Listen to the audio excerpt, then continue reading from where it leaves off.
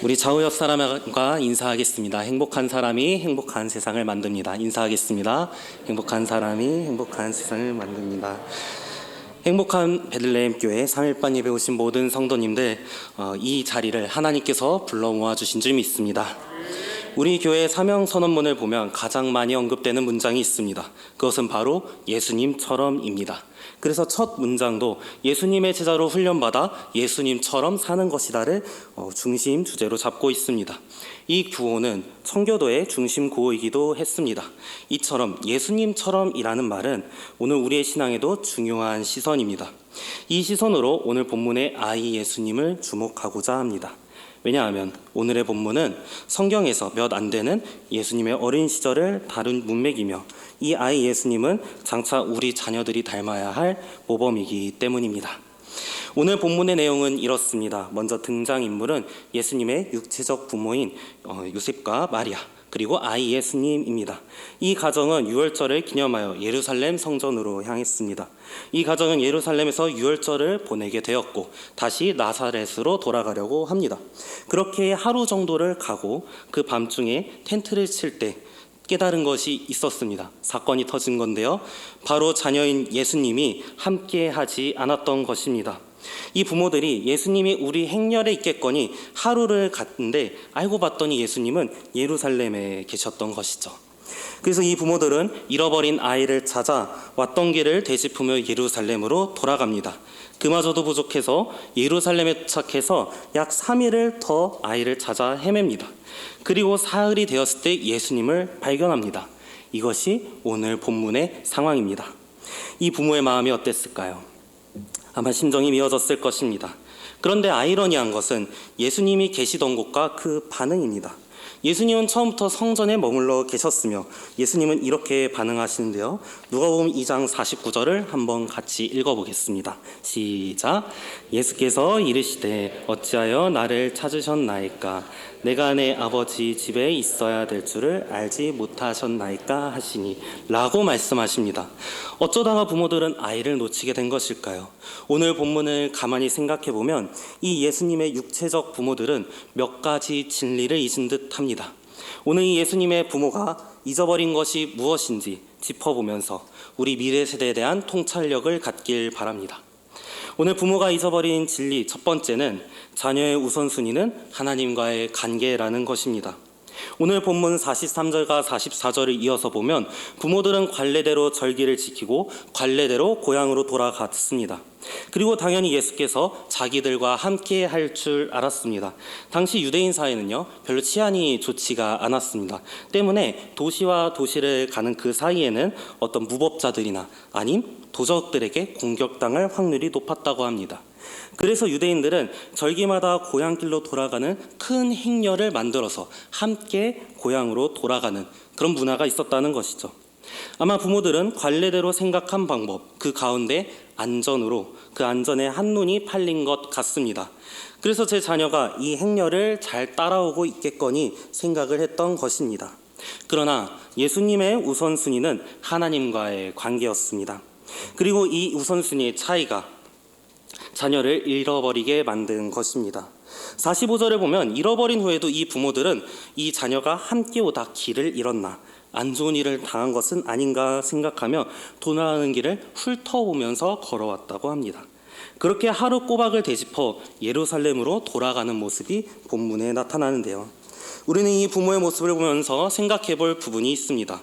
혹시 우리 자녀가 언제까지고 우리의 길을 잘 따라오리라고 방심하진 않았는지 돌아봐야 합니다. 또 생각해 볼 것이 있습니다. 혹시 우리 가정이 관례대로 신앙생활을 하는 것만으로 우리의 자녀의 우선순위가 하나님일 것이다 라고 지레짐작하진 않았을까요? 그래서 마치 커다란 행렬이 우리 가정을 지켜줄 것이란 아니란 마음처럼 하나님과의 관계보다 관례가 우리의 마음을 안주하게 하지 않았는가 돌아봐야 합니다. 우리 자녀들의 신앙 그리고 안전은 관례로 보장되지 않습니다. 그것은 오직 하나님과의 관계와 연관되어 있는 줄 믿습니다. 그렇게 우리는 자녀들을 주일날 교회에 머무는 것에 만족해서는 안 됩니다. 공간적으로 교회에 있다고 한들 그 자녀의 마음이 하나님과의 관계에 있지 않다면은 어떤 의미가 있겠습니까?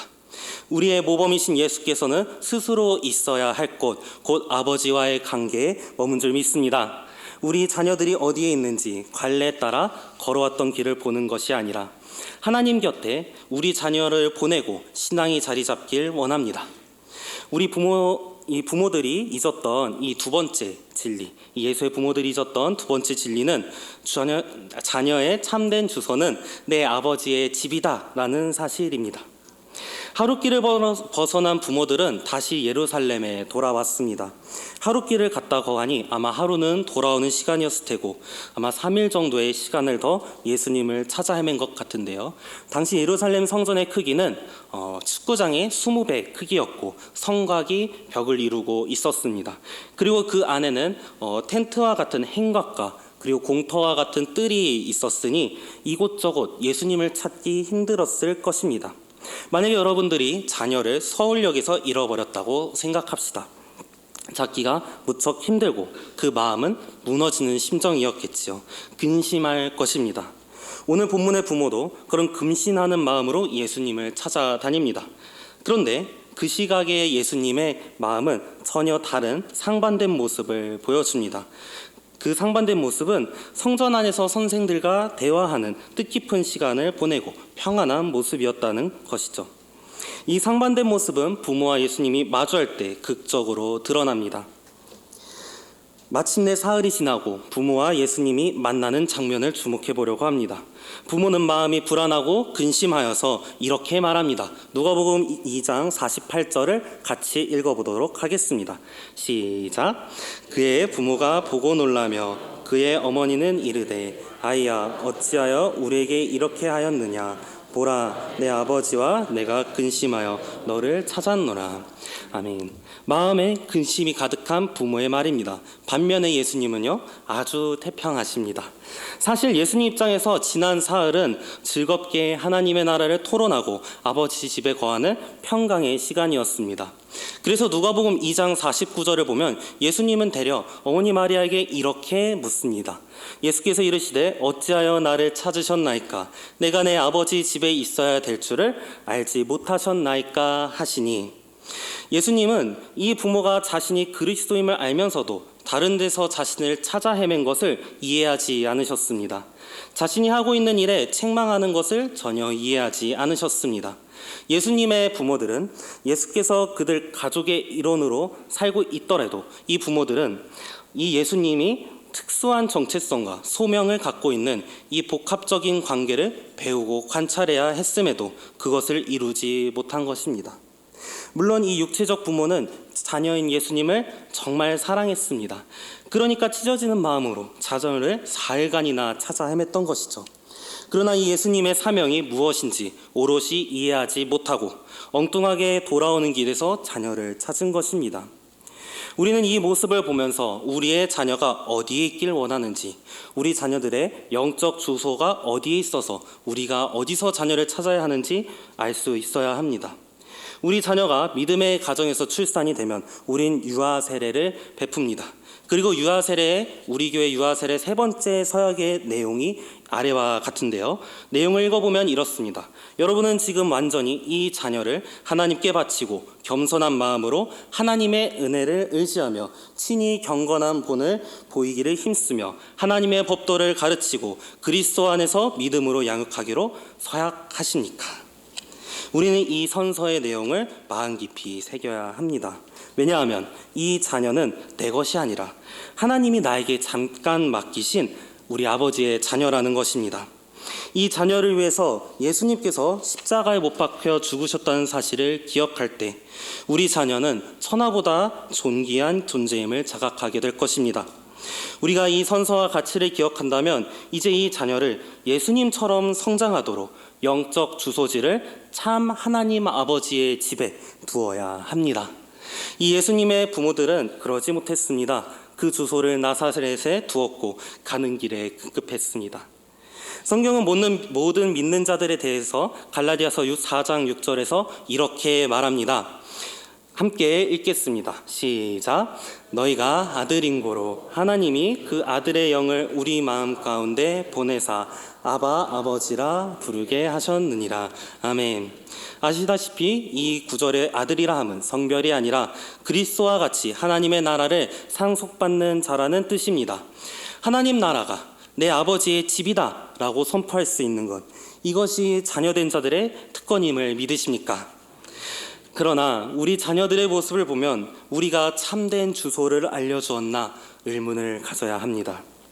한국교회 미래세대들에게 특이점이 하나 있습니다. 미래세대는 나이가 들수록 교회를 떠난다는 사실입니다. 우리에게 너무 일상적이어서 당연하게 여기지만, 그런데 이것이 정말 당연한 일일까요?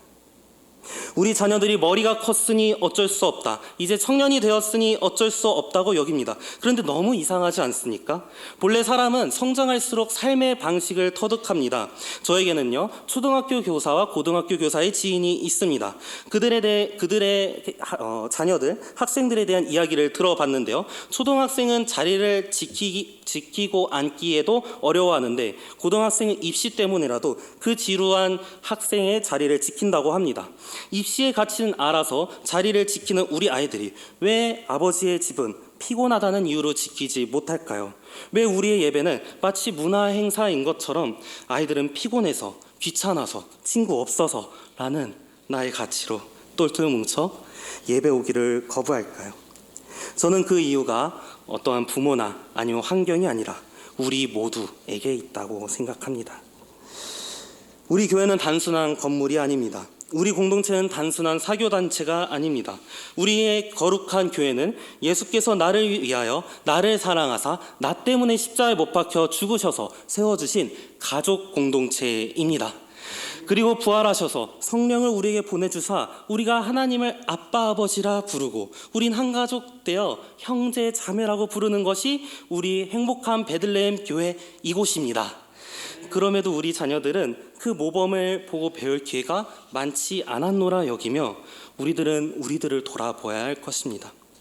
우리 자녀들은 아직 참된 주소지를 알지 못하는 경우도 있습니다.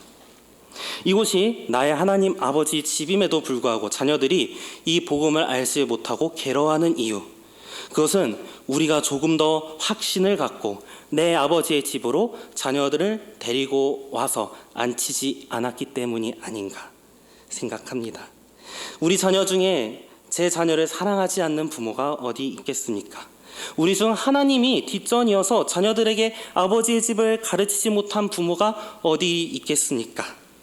다만 부모인지라 마치 의사인 부모가 제 자녀는 수술하지 못하듯 자녀의 작은 신음을 견디기 힘들었음을 이해합니다. 그렇기 때문에 우리의 거룩한 공동체가 있습니다. 우리는 우리의 자녀뿐만 아니라 내 육체적 자녀뿐만 아니라 이 행복한 베들레헴 교회 안에 있는 미래 세대를 내 자녀와 같이 섬겨야 될 줄 믿습니다. 그때의 자녀들의 삶의 주소는 학원, 친구집, 휴양지가 아니라 행복한 베들레헴 교회가 될 것입니다. 지금까지 예수님의 부모들이 잊은 진리는 두 가지였습니다. 우선순위가 하나님 관계에 있다는 것을 잊었고, 두 번째로 자녀의 영적 주소가 내 아버지의 집이라는 사실을 잊었습니다. 이제 마지막으로 부모들이 잊은 진리를 보려고 합니다.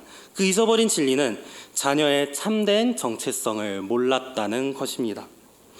오늘 우리가 읽은 누가복음 2장 후미는 예수님의 정체성이 드러나는 커다란 대목입니다. 예수님께서는 스스로 성전에 대해 아버지의 집이라고 말씀하시며 자신의 정체를 말씀하셨습니다. 뿐만 아니라 선생님도 놀랄 지혜를 통해 그분의 초월적인 통찰력을 보여주셨습니다. 이런 참 하나님께서는 이후 참 사람으로서 부모의 권위에 순종하여 나사렛으로 돌아가실 것이고 거기서 30세가 될 때까지 순종하실 것이며 그리스도의 때를 준비하실 것입니다. 그리고 때가 참에 우리를 위해서 십자가를 지시고 3일간 죽음 가운데 계시다가 부활하실 것입니다. 이 거대한 서사 가운데 예수님은 오늘 본문에서 자신이 어떤 존재인지 그 정체성을 드러내셨는데요. 이때 이 부모는 이 사실을 알았을까요?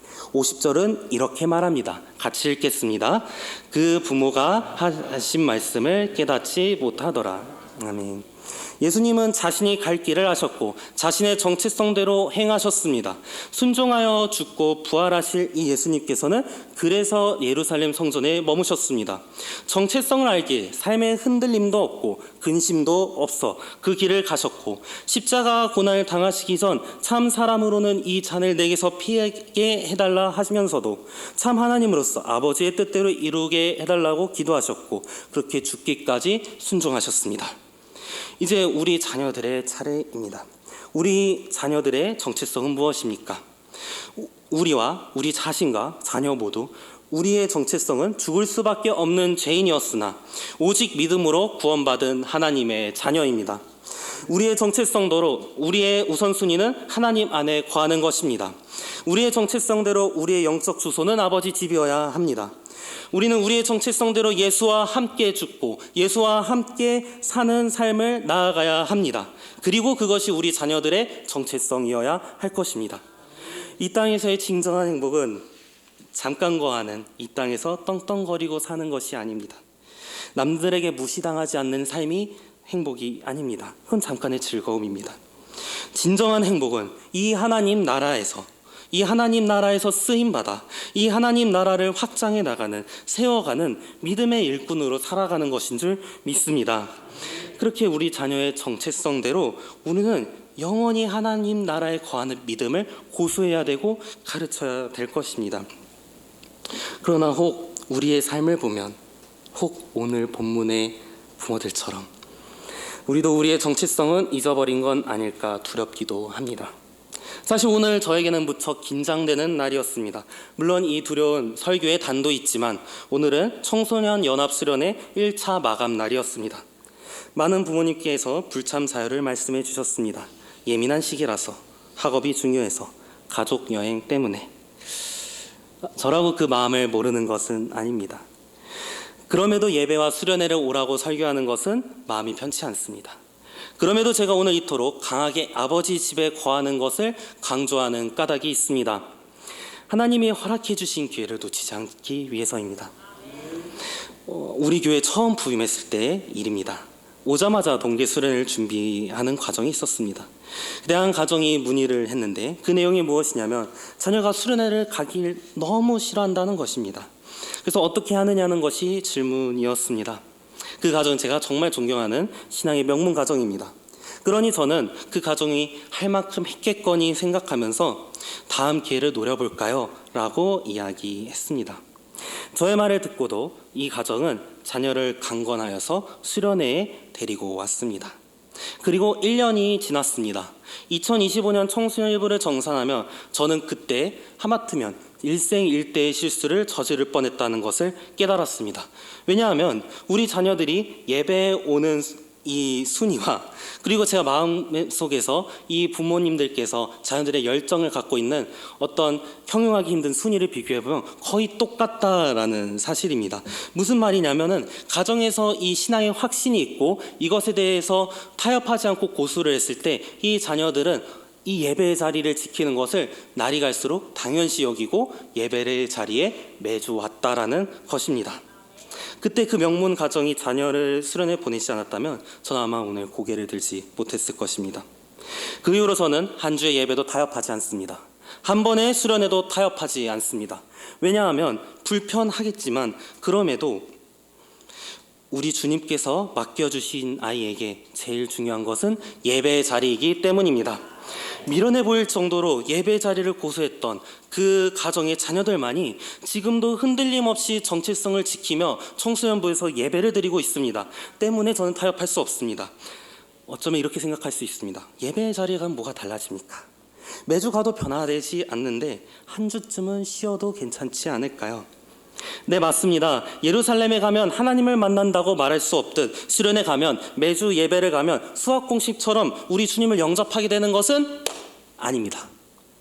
그러나 우리 자녀를 하나님 앞에 머물게 하는 이유는 그것이 우리 주님께서 허락하신 유일한 은혜의 통로이기 때문입니다. 이 예배 자리에 말고 다른 방도가 없기 때문입니다. 예수님이 성전에서 내 아버지 집에 사흘간 머무셨던 것처럼 우리 자녀들도 부모의 그늘을 벗어나 하나님과 단둘이 사흘의 머무름이 필요합니다. 사울의 머무름이 없으면 우리 자녀들은 거대한 거대한 세상과 거대한 인파 속에서 자신이 누구인지 잊어버린 채 방황하게 되지 않을까요? 부모가 챙겨주는 신앙, 관례에 따른 예배로는 다가올 세상의 유혹을 이길 수 없습니다. 자녀 스스로 하나님은 나의 아버지이시며 나는 그분의 집에 있어야 합니다 라는 고백을 터뜨려야 됩니다. 사랑하는 성도 여러분, 오늘의 말씀은 주일학교 자녀들이 있는 부모님에게만 해당하는 이야기가 아닙니다. 교회로서 하나님의 나라를 드러내는 우리 모두가 이 미래 세대의 부모의 역할이 되어줘야 됩니다. 동역해야 합니다. 우리의 교회 사회 전체가 이 일에 관해 관심을 갖고 함께하는 것을, 그래서 이 아이들이 예배를 빠지고 수련을 빠진 것을 되게 이상하다고 여겨질 정도로 우리들이 함께 이 영적 전쟁에 고군분투해야 합니다. 부모님들의 동역자가 되어주셔야 합니다. 가깝게는 교사가 사역하고 있을 것이고 넓게는 이 교회의 신앙의 모범으로서 함께 동역해야 합니다. 이 수련을 준비하면서, 예배를 준비하면서 이 시대에도 여전히 가정의 지지가 없어서, 재정이 부족해서 수련회를 못 오는 아이들이 있습니다. 너무 가고 싶은데 환경이 막혀서 기도하는 것 말고 방법이 없는 아이들이 여전히 있습니다. 우리는 기도와 헌금으로 이 미래세대 아이들에게 아버지의 집에 머물 기회를 허락해 줘야 될 줄 믿습니다. 잠언 22장 6절은 우리에게 이렇게 가르칩니다. 함께 읽겠습니다. 마땅히 행할 길을 아이에게 가르치라. 그리하면 늙어도 그 길을 떠나지 아니하리라. 아멘. 이제 미래세대의 수련회가 다가오고 있습니다. 주일이 되면 또다시 미래세대의 수많은 예배들이 열릴 것입니다. 이때 우리 주님께서 우리 교회에 맡긴 자녀들을 아버지의 집, 곧 예배의 자리에 수련회에 초대해 주시길 부탁드립니다. 이것은 단순히 교회 행사가 아닙니다. 머릿수를 채우는 것이 중요한 것이 아닙니다. 자녀를 둔 부모에게만 하는 이야기가 아닙니다. 부모의 그 불안함, 우리의 이 시대의 불안함 가운데 예수를 믿는 우리는 예배의 자리가 제일 중요하다라고 선포하는 그 영적 전쟁에 부르심을 받았습니다. 우리 주님께서 우리 자녀를 만나 주신다면 나사렛으로 돌아가는 예수님처럼 세상에 살아가야 되는 우리 자녀들이 순종하며 더욱 사랑스럽게 자라나지 않겠습니까? 우리 미래 세대는 세상 속에서도 하나님을 만난 자녀로 결코 방황하지 않을 것입니다. 오히려 하나님이 주시는 지혜로 자신의 삶을 더 책임감 있게 살아가는 것이 우리 자녀들이 겪을 주님을 만난 우리 자녀들의 삶입니다. 우리 자녀의 손을 놓고 하나님께 맡겨드리는 사흘을 허락해 줘야 됩니다. 우리 자녀가 평생 주님과 동행하게 만드는 영적 전환점이 될 줄 믿습니다. 자녀들이 예수님처럼 살아가길, 자라나길 소망한다면 이제 우리가 예수님의 부모처럼 놓친 진리가 있지 않는가 돌아보고 붙잡기를 소망합니다. 우리 이러한 마음을 가지고 함께 찬양하고 기도하면 좋겠는데요.